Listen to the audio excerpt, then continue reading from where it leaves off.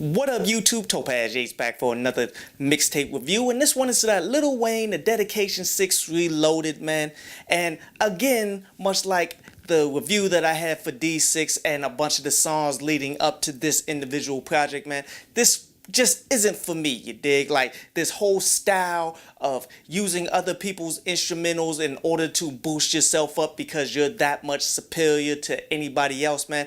I feel as though it's completely played out. It's honestly not working in this day and age because people are more focused in on just following individuals instead of following the skills, you feel me? So that's why I'm really not big on this project. Not saying that Lil Wayne isn't spitting here, and to be real with you, man, outside of the random balls that he's just spitting here that I actually do find enjoyable, there's only but one other aspect that I kind of like, and that was him pretty much just taking questions of, I guess, comedy questions that he hear all too often or whatever, or just getting some questions from fans or something. But yet, the more I paid attention to it, the more I realized he's answering questions that nobody really cares about. Like, who really cares what was the best gifts that Drake and Nicki Minaj has ever given you? Like, who actually asked that question? That's like asking a Cowboys fan, who do you want to win the Super Bowl? Like, they actually care right now.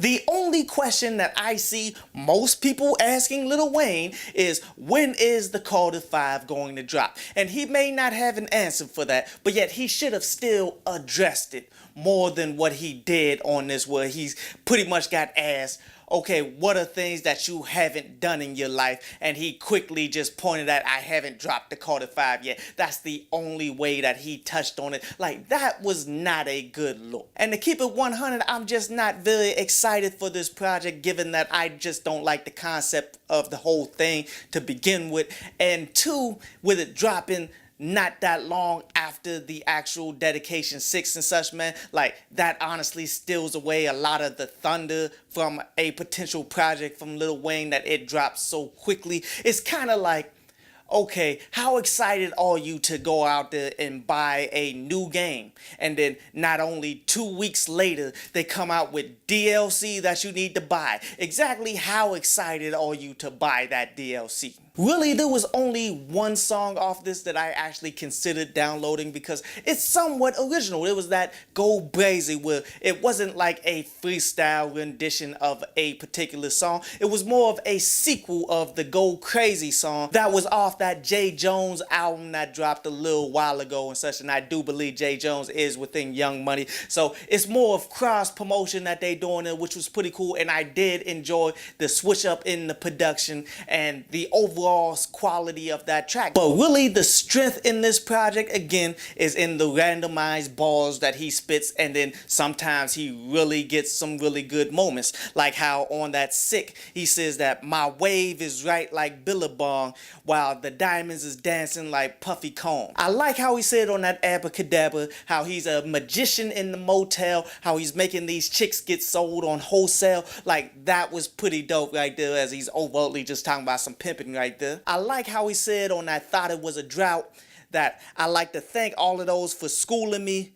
but I'm about to go and shoot up the whole high school reunion or whatever, man. That was pretty dope, because that's overtly him giving props to those who he came up with and all of that and enjoyed and all of this, man. But yet he's saying that he's going for their heads lyrically. Like, that was fire. But maybe the most notable of tracks that were released off of this, man, was maybe the Family Feud, where on this one, it's more of the baby disses going on right here, and Drake is also featured on it. And they both are doing their thing, man, where even though the baby disses was cool, like when Lil Wayne said that he's whipping on a baby like some stepmama-ish, like, that was aight, but it wasn't really as good as his random balls. Like when he said he got money in his safe during a life sentence. Now, that was pretty fire. But yet, Drake's whole verse, that was rather intriguing as well, as he's chiming in on the whole financial situation of Wayne and how he feels as though it just isn't right. And I feel Drake hit on some key points here. But maybe his best balls was when he was saying that somebody get Larry Jackson on the phone because I need more ownership.